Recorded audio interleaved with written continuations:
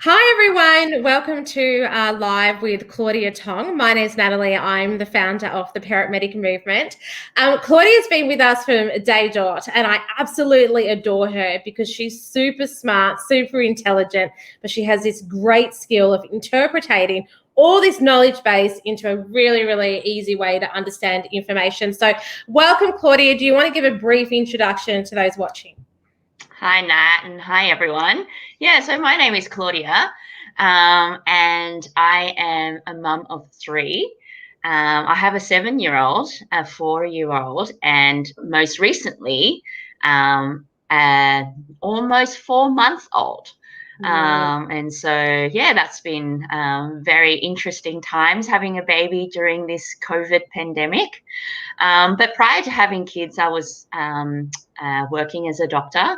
And since having kids, I've come on board with the Parent Medic movement because it's just something that really aligns with what I'm passionate about, which is helping parents and helping parents to look after their children and to feel empowered and confident in looking after their kids.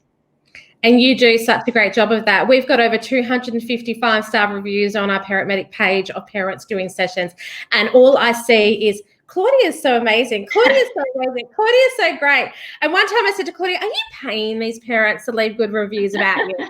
So she doesn't bribe her participants, but Claudia, you do a bloody good job, and we're so lucky to have you on our team. And you've brought up a great topic, which we're going to cover today, is febrile seizures. Now, we were just having this debate, is it febrile convulsions or febrile seizures? They're the same thing. So if you read different resources, same thing, different terminology. It is the number one fear. And when I hear parents tell me that they've seen it happen in real life, it can be one of the scariest things that you've ever experienced, but it doesn't have to be. So let's start off. What is a febrile seizure? Yeah, you're right. Febrile seizure, a lot of people know it to be febrile convulsions, or they might know it to be called fits. And basically, it is a fit that occurs in children when they have a temperature. It's really quite scary, I think, for parents, and quite upsetting.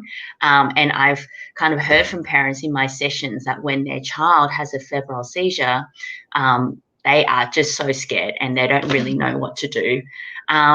Basically, it's most common in the ages of 6 months and 6 years old on the developing brain. Okay, during this age group, the brain is still developing. And we know that in the brain, there's like lots of like electrical signals firing in the brain. In this age group, when there is a fever, there tends to be some mis-signaling, like misfiring that happens. And the brain's like, oh no, I'm too stressed. I'm just going to have a seizure. And that is exactly what happens. But it's good to know that a febrile seizure or a febrile convulsion is usually really not harmful to children and not harmful to our kids. Yeah. What an amazing explanation. You're such an A&P nerd like me. Like, I love to make up little stories about my body. But it is that. And I loved your emphasis on the developing brain, because it doesn't last forever, does it? That's right. So yeah. what a wonderful way to explain what it is. Can you briefly share, before we move on to what a febrile seizure looks like, why was my mum and my grandmother so scared of it? Yeah, I think people, obviously in the past, they always equated having fevers with having a seizure. And so, and yeah, and then they are always scared that whenever a child has a fever, they might start having a seizure. And also, I think people are really scared about having seizures and fits, or they're seeing their children. They think it might, be harmful to the child at the time, or also to their brains, which we know that is not true. Yeah. Okay. So, and this, we're not going to cover fevers today, but this does very much align with why the current recommendations are to treat the child, not the fever. So don't straight away go, fever, bad thing. This must indicate terrible thing's going to happen, because we know that's not the case. And we've done a video on fevers, and you can always go to our video library or Parent Medic TV to learn about the treatment of fevers. So seizures, if you've done a first aid course, you'll hear there's different types of seizures that can occur. Some might be just a glaze over the eyes. One might be an actual fit that you can physically see. With febrile seizures, is there a certain way of what that seizure looks like, or can it still be different forms of a seizure? And what would a parent expect to kind of see? Like, how do I know it's happening? Does it just happen on its own, or is it some symptoms that happen prior? Where do we start with it? Yes. So I guess generally speaking, a seizure does look different in different children, but there is kind of a general way that a seizure might look. It does come on quite suddenly. There's no kind of, you kind of expecting it and then you can see it coming and it comes. It does come on suddenly. Usually a child might either become floppy or they might become really stiff. Okay. The second thing is you might notice some jerking or twitching movements. The third thing you can probably see is the child kind of goes unresponsive and they're not aware of all the things that they're going on around them. And you might be talking to them and they're just not responsive to that. And the fourth thing that a seizure might look like is, on top of those things, is they might go a bit white and may even go a bit blue, particularly around their lips. Yeah. Just such a good demonstration of why it's so scary. And I don't know whether you tell parents to do this, but I often say to parents, go to YouTube and type it in, because other parents, and I'm very grateful for them, have filmed their child have a febrile seizure. And it's just good to see what that might look like, even though it's different, mainly to remove that fear. Now, I've been asked this in the past, and I do know the answer, but I'll direct to you. They're turning blue, unresponsive. Am I doing CPR? So that gets me to the point of what to do during a seizure. Yeah. So first thing during a seizure for the parent is not to panic. I know it's like easy to say, hard to do, to remain calm. Yes, but that is going to be the most helpful thing to do, I think. So remaining calm and not panicking. The second thing is really to place the child in a safe environment. So, for example, if the child is having a seizure on the high chair, you might want to put them into a safe place, like on the ground, or, they're on the change table, you might want to move them onto the ground. Otherwise, you just don't want to move them if they are already in a safe position. Okay, so one, staying calm. Secondly is putting them into a safe place. And thirdly, and this might sound really weird, but you actually want to film what the seizure looks like. And that's going to be really helpful in terms of explaining to the ambulance or to the doctors that you're going to see, what the seizure look like, so that they can see as well. So filming it shows us what the seizure looks like, but also how long the seizure goes for. And that's going to be really important, because in a febrile seizure, it usually lasts less than 5 minutes. And if it does go over 5 minutes, then we've got to think about other potential things that is causing the seizure. I suggest parents to film everything, to be honest. How many times you're like, I swear my kid had this. They were sleeping and they paused in their breathing and they're just not doing it now. It's constant with children. So filming, that's really important. What about, and let's cover it because we'll have people watching this from everywhere, putting spoons in the mouth, holding them down when they're having a seizure, what point do I put them to the side, or do I leave them laying flat? What about some of those first aid elements of a seizure? What should I do or not do? Yeah, well, definitely we would discourage, so you shouldn't put anything into their mouths.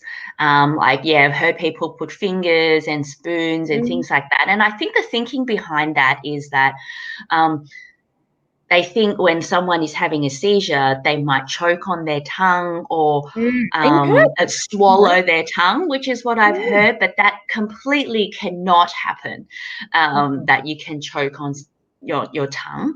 So we definitely say not to put anything into a child's mouth when they're having a seizure.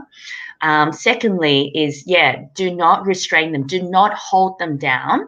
There's nothing really that we can do to stop the seizure. The seizure would run its own course. And so it's actually more dangerous if we try to kind of hold them tight or restrain them in some way and stop their movements.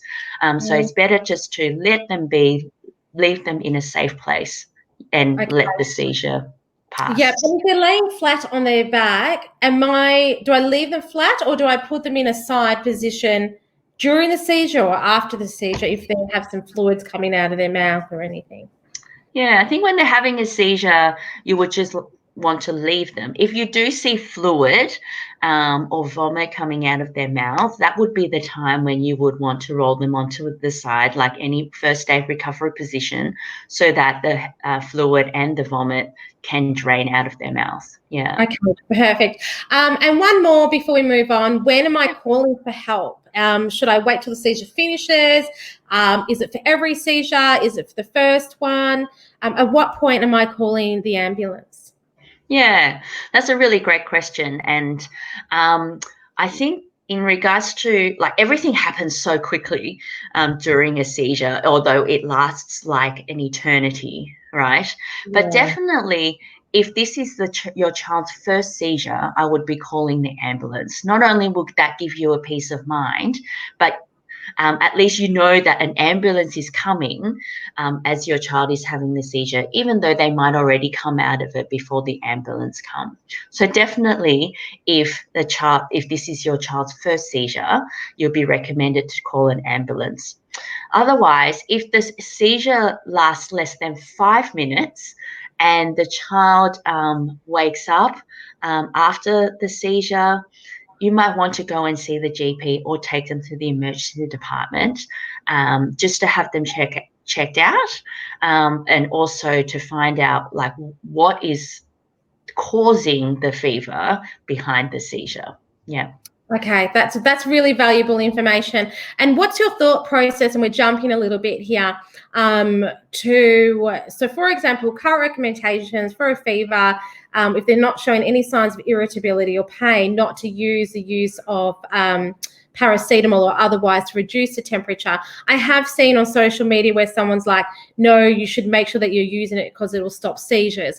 Do you know anything about the research about the application of paracetamol or otherwise and reducing that temperature to reducing risk for febrile convulsions? Is there a correlation or none? Do you know? In terms of the current evidence, I don't know, but I know that the current guidelines from the Children's Hospital, and particularly from the Royal Children's Hospital in Melbourne, is that giving Nurofen or paracetamol is not going to stop a child from having a febrile seizure if they are going to have a febrile seizure anyways. So bringing that temperature down is not going to prevent them from having a seizure. Okay, that's good feedback because I do often see that all over social media. Okay, can my child get another seizure next time they get a fever? Is it a one-off? Is it something that the child's generally prone to? What's the situation with that? Yeah, so as we said, because febrile seizures happen between the ages of 6 months and 6 years, if the child falls into this age group, there is a chance that the child can get a seizure the next time they have a fever. And that chance from evidence is that it's going to be 30% in the next year. So that's 3 out of 10 kids, but keeping in mind 7 out of the 10 will not have another seizure. And as they get older, that chance of having another seizure is going to decrease every year as they get older.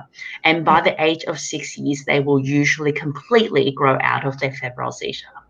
Yeah, right. And if my child's been having febrile seizures, is there an increased risk that they're going to have epilepsy? So febrile seizures occur only when a child is having a fever. Epilepsy is usually in children that have repeated seizures, including times when they do not have a fever. And so because febrile seizures are usually harmless, as we talked about, it does not mean that a child who has a febrile seizure will get epilepsy in the future, or that they have epilepsy at all. The research actually shows that a child who has febrile seizure basically has the same level of as anyone in terms of whether they're going to have epilepsy. Yeah. So that brings us to our next question, and we hear this with fevers as well. So obviously there's a strong link between our understanding the community and fevers and febrile seizures. Brain damage, it looks like it's causing damage. I know that you've just identified that there isn't a high chance of getting epilepsy, but is there any risk of brain damage if my children, or are we just saying it's completely harmless? Yeah, there is no risk for a febrile seizure to cause brain damage. And we know this because a febrile seizure usually lasts less than 5 minutes, as we've said before. And even when, let's say, other types of seizures, they've gone on for maybe even over an hour, and even then the damage on the brain is not seen. And so definitely, febrile seizures do not cause brain damage. So interesting, and even if we're saying that there's some of the signs or symptoms is a child turning blue, my head straight away as a non-first aider or non-nurse would say, but hold on, aren't they lacking oxygen? So why aren't they getting brain damage? It's such an interesting topic. So can I prevent them from getting it? So you're saying there's nothing I can do. It's not terrible. Let's just get on with everyday life. No, joking. And don't be scared and don't panic, which you'll do all of those. Any way of preventing it, or should we do what my mum did and put me in the cold bath or anything like that? Yeah, so as we were saying, there is nothing that we can do to prevent a febrile seizure from happening in a child. Even if we lower their temperature, whether it be giving Nurofen or Panadol, or definitely we would discourage parents putting kids into a very cold bath, to prevent a seizure from happening. And definitely during a seizure, putting someone into a bath would be very dangerous. Super dangerous. Well, I thoroughly enjoyed that, Claudia, and I really, really appreciate you taking the time to share some of that information with us. Now, Claudia, you've been quite involved with the production and release of our online baby and first aid course. So you run in-person events in Sydney, in New South Wales, and you do an amazing job doing private and public events. But you're a huge advocate for our online baby first aid product that we did release because of COVID-19, but I definitely see it a product that's valuable long term, because as you know, as a parent, sometimes it's really difficult to get to a public session or a private session. And I know, Claudia, with your background in medicine, you'd love to connect with GPs, community centres, local councils, and they love you. So tell us a little bit about the online product. Now, if you're watching, you can get this online product straight from Claudia. It will be a long-term product, and Claudia is out there very actively making wonderful relationships with your local GP. So if you want to see Claudia with your local GP, make a comment, she'll pop an email, contact her below. But how can people actually purchase this from you? Yeah, by going to our website at the Parent Medic Movement, so parentmedic.co, which you see there. Definitely on the website, you will get a sense of what this online product is about. And as Nat was saying, you can access this information in your own time, in your own space. And really feel confident in handling tricky situations. Yeah, wonderful. Claudia, make sure Claudia will pop her details in. Thank you, Claudia. We're so grateful to have you part of the Parent Medic community. And I really, really appreciate you taking the time out, especially with your young bubs in tow, to help share some really, really important information that we need to get out there. Thank you. Thank you guys for watching. Thank you.